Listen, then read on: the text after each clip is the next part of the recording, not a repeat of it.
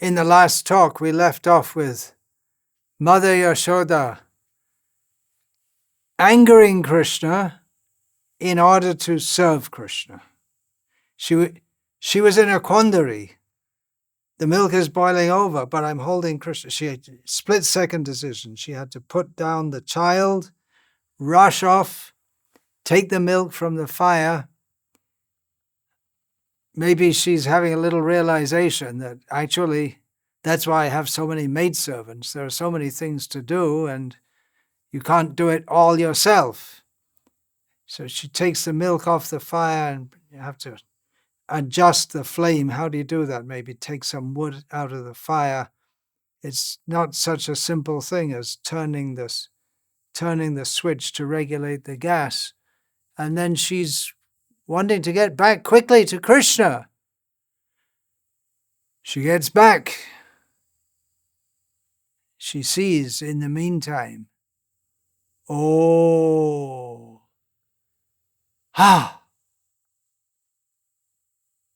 what happened? No Krishna? The churning pot is broken? There's yogurt all over the floor? Little bit of stone. He must have taken a stone and broken the pot. And look at those little footprints. He got angry. So she becomes angry. He was sad, upset with me. He became angry. Now I should become angry with him. He doesn't know. I didn't want to pull him away from my breast when he was still hungry. But he has to learn. The mother's duty is to train the child, discipline the child. He just can't do whatever he likes whenever he likes. He has to learn. Otherwise, if he grows up, we call that a spoiled child or a spoiled brat, in which the parents simply indulge the child without socializing them to understand that you're not the only person in the world. Actually, Krishna is in one sense, the only person in the world. But this is Damodara-lila. Krishna Jate Khela Sarvotam Damodara-lila. Nara Bapu Taha Sharup. In Chaitanya Charitamrita, Srila Krishnadas Kaviraj Goswami says, among all the different forms and pastimes and games, practically, khela, play, of Krishna, the best, the topmost of all, is his pastimes as a human being. And that's his actual, original form. So he's playing as a child, human child, and his mother is thinking, well, you have to train him from a young age. In the beginning, children are just indulged completely. But as soon as they get a little bit of sense of others, you have to start to train them how to interact with others. So Krishna, he had a sense of right and wrong. His sense of right is that what is right, what is good, what is proper is everything that I want to be done for me only. And that's correct. That is ontologically correct for Krishna only, not for anyone else. If anyone else thinks like that, then they're a demon. Ishvaro ham aham bhogi. I'm the controller. I'm the enjoyer. Everything is meant for me. But again, it's a quandary for Yashoda Mata to put the child, she just can't let all the milk spoil. Just 3-4 minutes it'll take to take the big pot. That in itself is a hard job for her. She's not used to such heavy work. She's already been churning the milk. That's heavy work. She's not used to that. Her maidservants usually do it. And are taking the big pot after maybe for 2 women to take that off. It's a little difficult with that hot fire and then adjusting the fire. And she takes a little time to come back, and she finds that Krishna, in his transcendentally egoistic anger, has broken the pot and run away. So she also says, now I have to chastise him. Child gets angry, that's quite common, but you can't go as far as destroying the household property. In her heart, Yashoda's heart, she's feeling a kind of laughter. Oh my boy, he's just incorrigible. He's just incorrigible. He's a little boy. But at the same time, some anger, that so much effort to look after the cows, collect the milk, make it into yogurt, churn it, and in a second, for no reason, anger covers the consciousness. With anger, you just don't think what you're doing. Uncontrolled anger. You can do all kinds of things which you later might regret. Not that Krishna is going to regret anything he does, but as a general principle, Krodhe kina kare keba, Narottam says. In anger, what is there that a person won't do? So he has to be trained, to control his anger. Mother Yashoda wants to train Krishna from a young age to control his anger. A little anger, yeah, okay, but breaking the pot, I have to train him. He has to learn. He has to learn to obey me. That's also another important principle for children. They don't understand. Little child, they don't understand why they should do what the parents say, but they have to learn to obey, the principle of accepting authority. So she takes a stick in her hand. Not that she was ever thinking that she's going to beat him, but by holding a stick, she said, I'm going to find him, I'm going to catch him, I'm going to show the stick to him, I'm going to warn him. She'd been able to quell the wildly boiling milk. Can she quell the anger of her child? Then she'll really be Yashoda, worthy of glory and praise. She's off. She's after him. She's following the footsteps. Detective. It's a detective story. She's off, watching where are the footprints. She opens the door, goes into the room where Krishna has run, and then she sees him at a little distance, sitting on the grinding mortar, feeding the young monkeys, young, old, whatever, with that ghee and butter which has been carefully prepared and stored in such a way that the monkeys can't get it.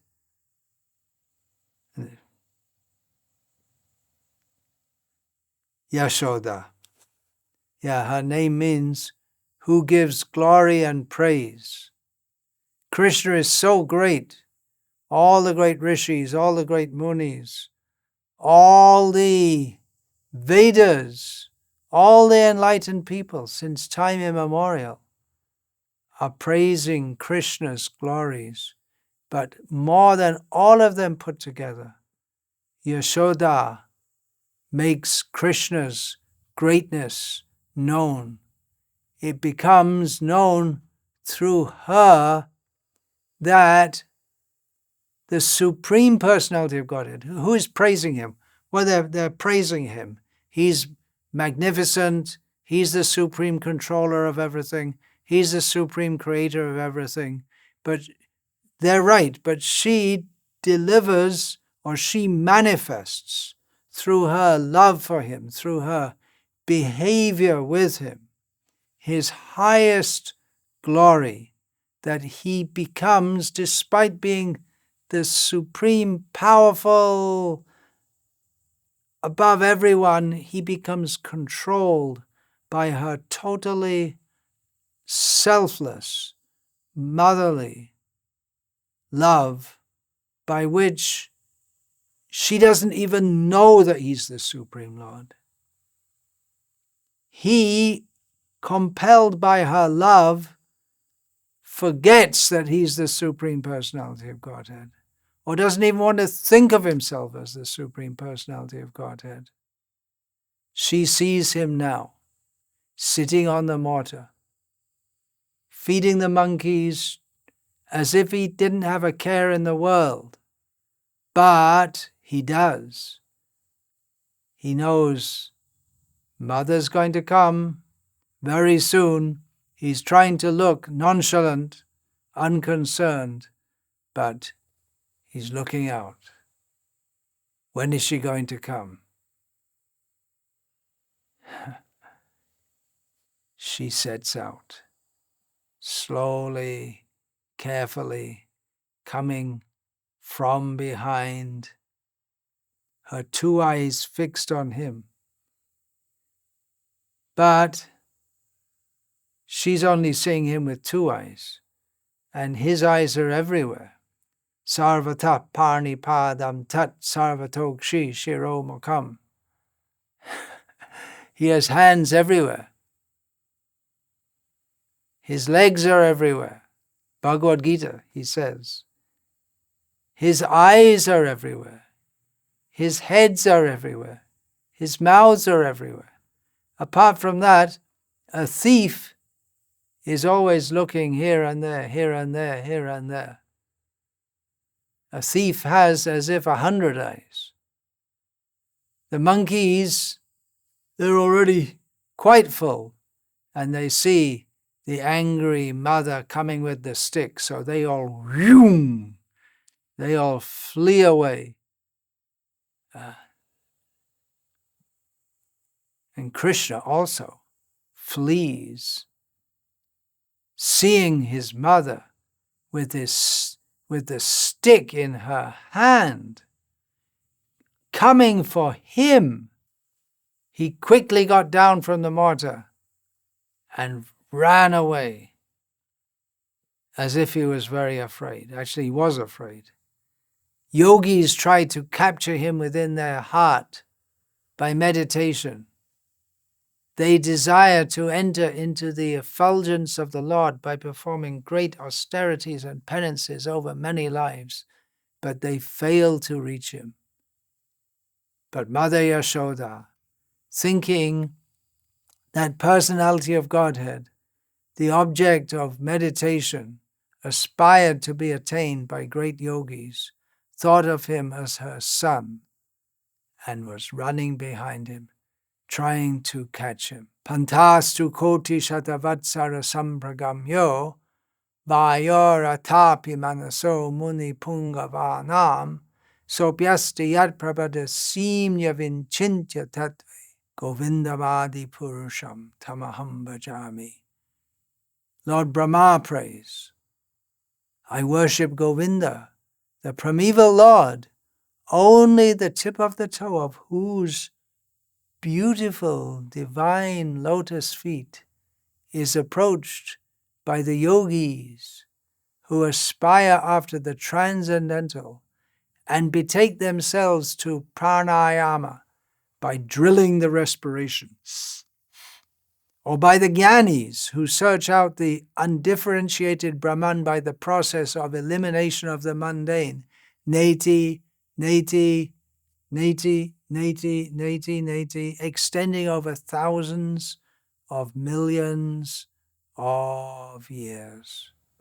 Mother Yashoda already had to suffer not seeing him for the short moment when she set off to attend to the boiling milk. Quickly she rushed back, and she couldn't find him.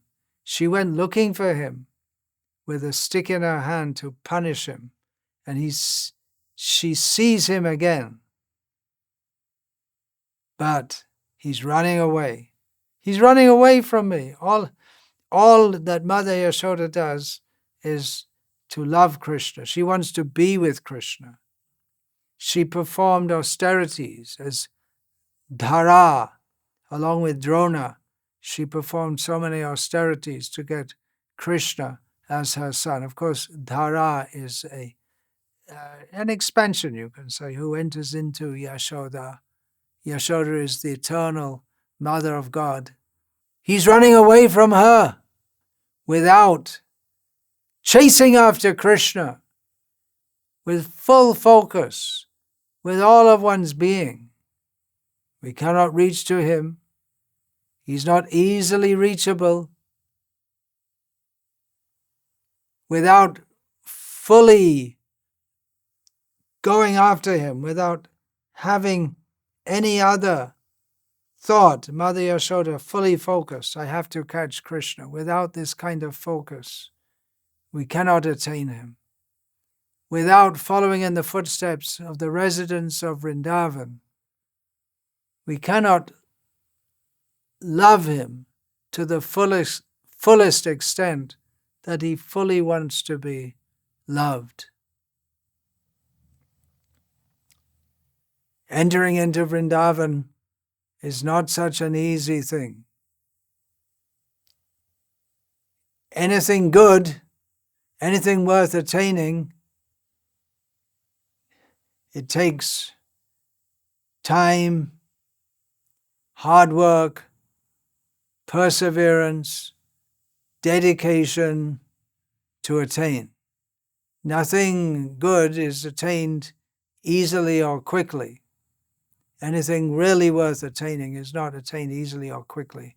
And what to speak of serving Krishna in the manner of the residents of Vrindavan, among whom Yashoda is the queen, in a land where queens matter more than kings. Krishna is especially kind to the females. He's not easy to attain.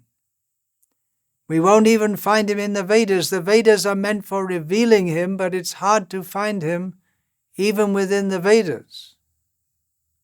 Vedeshu durlabham adurlabham atma bhaktau.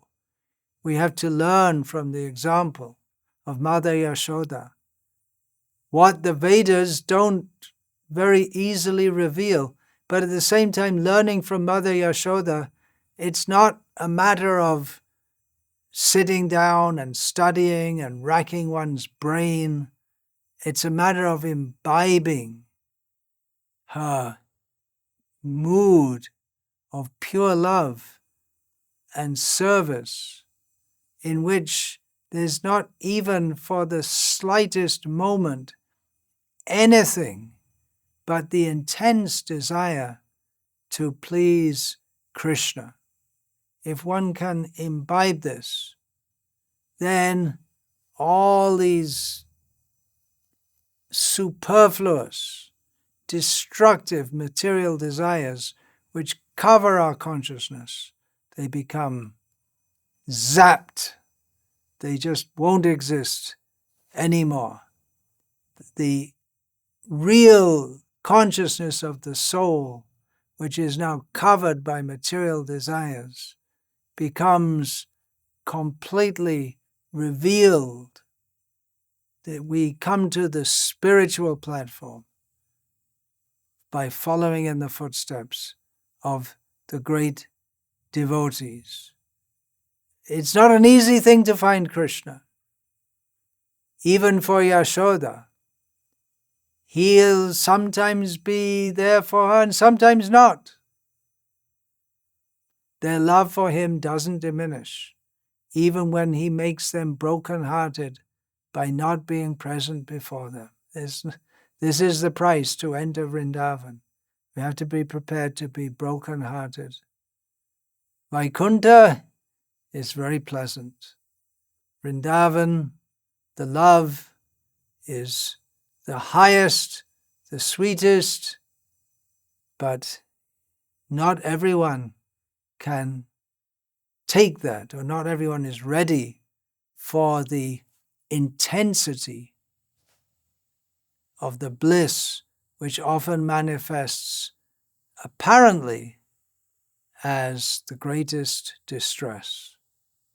So Mother Yashoda, she's not in a happy mood.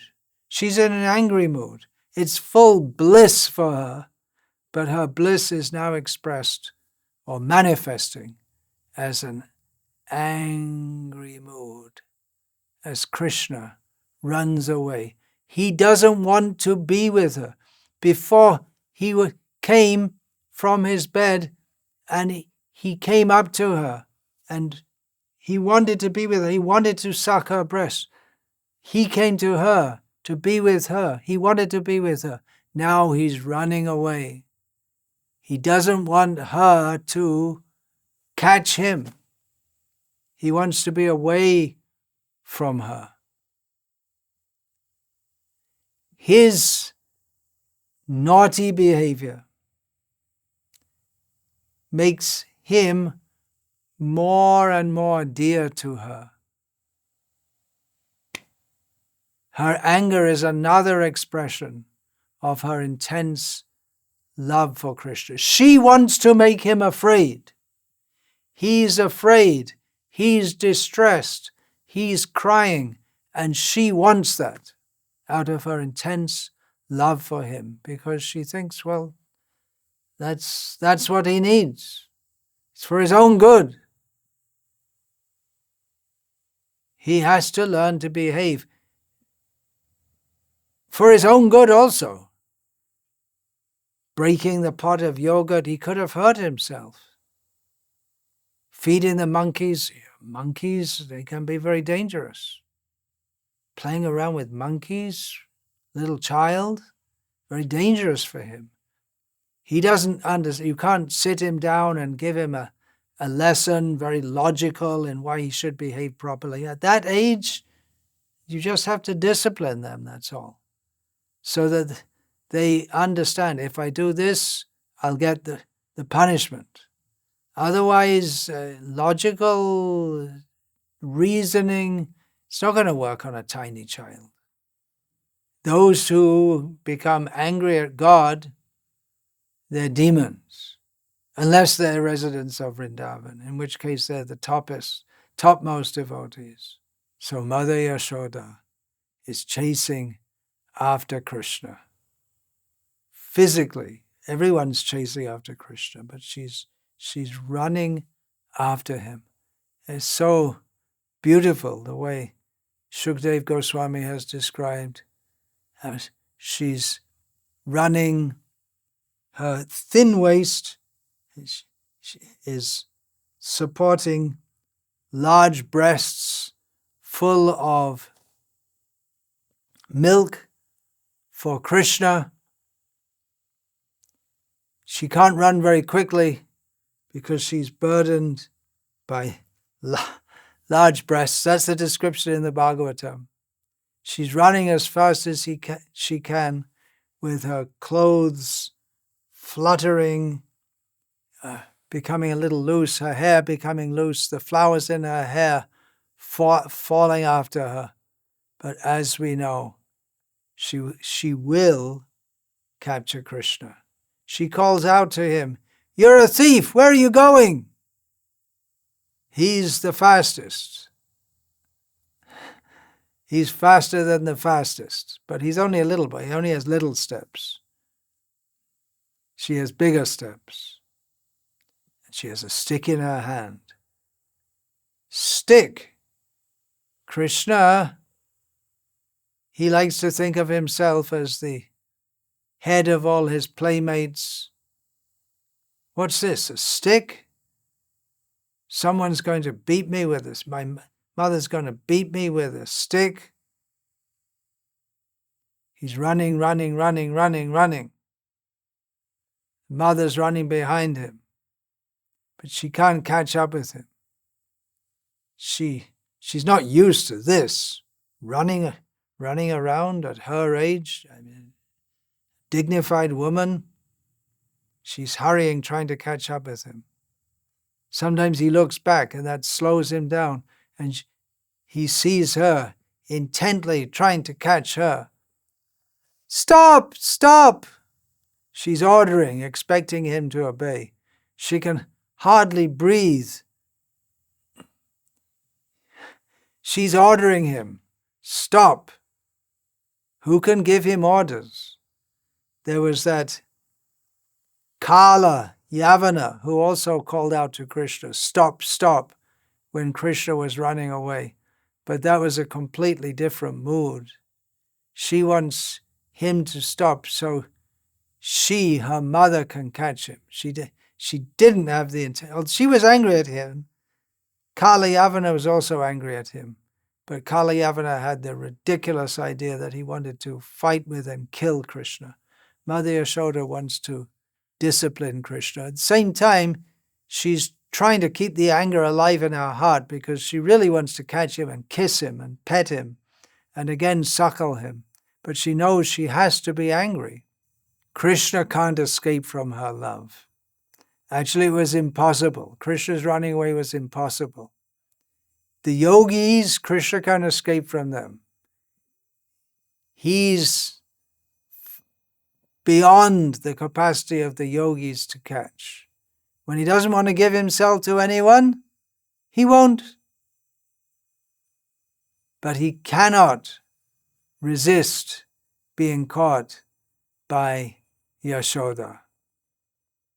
Her love for him catches him, not her footsteps.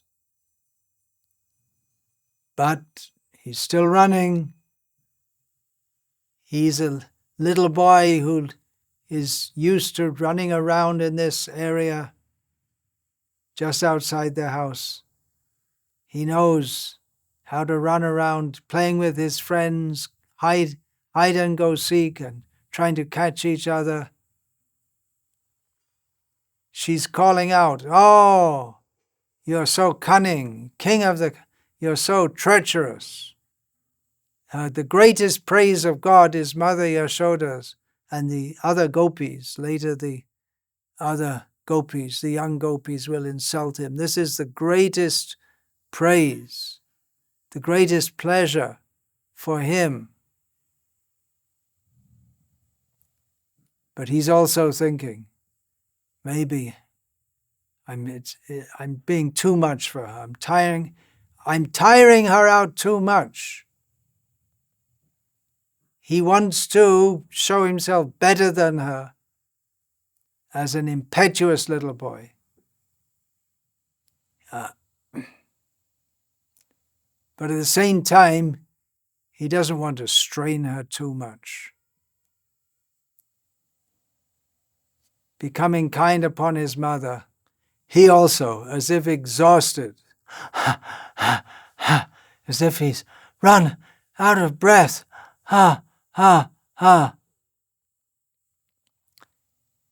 He runs a little ahead and says, Okay, I'll stop, but throw away your stick. Don't beat me. No stick. She's angry, he's afraid. Okay, I'll put away the stick. But she also says, this stick is really meant for you. You act so badly. You should see this stick. Then he surrendered, crying, rubbing his eyes. His face is already blackish and the mascara spreads all over his face, making it more black and more beautiful. His face looking as if he didn't do anything wrong. And he says, don't beat me. How can you beat me? She's charmed. He's a cunning little boy. He knows how to manipulate his mother to some extent. It's an ongoing competition between mothers and children. The children, from a young age, they learn how to manipulate their parents, but at the same time, the parents are trying to train them to not be totally egoistic. So they have to discipline them also. She knows that he will always get his own way in the end. But she chides him. Oh, you're the biggest thief. That's the fact. He's the biggest thief. He steals everything from everyone in the form of death. Mrityu sarva haraschaham. In this material world, everything that we amass is stolen away by him in the form of death. He is Hari. Hari means the thief. He steals the heart of those who want to offer their heart to him. He takes it completely. Even those who know him in the fullness of his majesty and glory and power and might and opulence.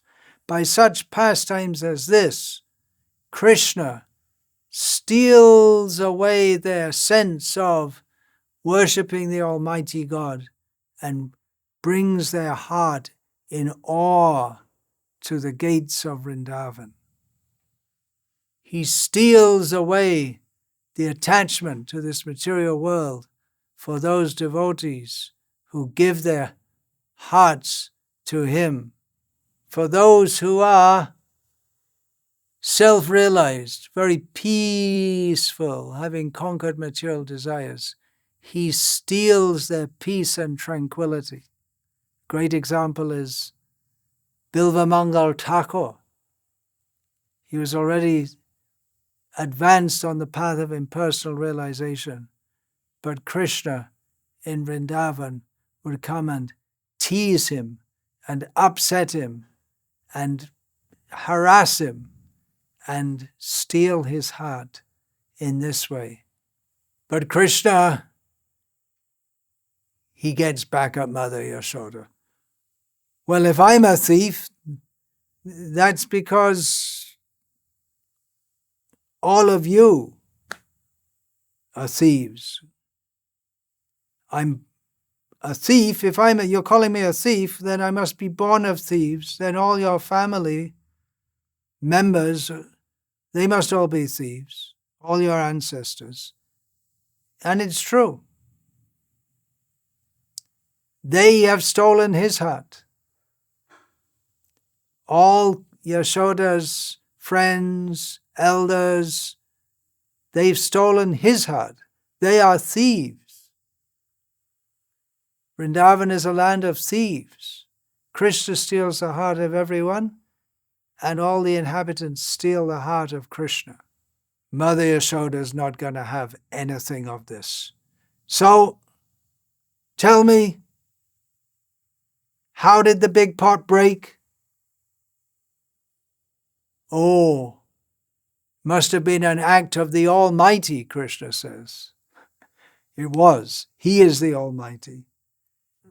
Who gave the butter to the monkeys? Krishna's clever answer. He who created the monkeys. Clever response from Krishna. Speaking the truth and at the same time deflecting the blame away from himself. But for Mother Yashoda, this is just some excuses that he's trying to make. She's still threatening him and scolding him. There's no use trying to teach him by words. He needs to be punished. This boy must be punished. Again, this is the Supreme Lord who we worship in the temple. We offer arati. Punish him. Her anger has subsided, but actually she was never really angry. Her loving sentiments were expressed as anger, but her feeling of strong affection for him was always more than her anger. But she became angry, thinking she has to train him. But when he cries, then her heart melts again. But still she thinks, I have to do something to punish him. And again, he's making excuses. You see what happened? You ran off to save the milk, but as you went, you didn't notice how you smashed the pot with your bracelets, and that smashed the earthenware. And what you're telling me that I'm giving the monkeys butter, but actually I'm just trying to save it. The monkeys came here to steal it. I was trying to drive them away. A complete lie, completely opposite to what could be seen. There was a stone, obviously, that had been used to break the earthen pot. She'd seen him feed the monkeys, but he's just telling brazen lies. And she starts to think, maybe, Yeah, he's too young, too small. He couldn't have broken that pot. The stone was there. But I don't know. Maybe I did. Maybe it was me who broke the pot.